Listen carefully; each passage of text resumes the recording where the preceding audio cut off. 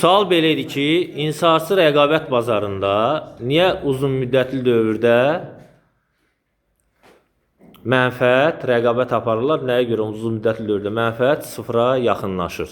Eşidirəm. Uzun müddətli dövrdə müəllim firmalar arasında rəqabət artır, kəskinləşir. Rəqabət kəskinləşdikcə də hər firma istehsal elədiyi malın sayını artırır. Təbii ki də bazarda malın sayı çoxaldıqca qiymət də özü aşağı düşür də. Yəni təklif tələbi üstəliyir də onun.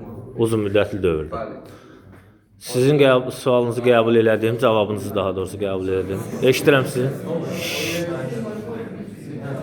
Bizim işimiz odur ki, müəllim, yəni uzun müddətli dövrdə deyirsə, bu həmən monopoliya bir neçə innovasiyalardan geri qalır və onun istehsal etdiyi məhsula tələb azalır. Onun istehsal etdiyi məhsulun daha gelişmiş, daha inkişaf etmiş olmasa başqa firmalar istehsal edir və onun mənfəəti sıfıra düşür. Yəni onu almır, daha inkişaf etmiş, daha ağıllı, daha yeni forması, müasir forması alır insanlar. Cavabı qəbul elədim. Ya Allah.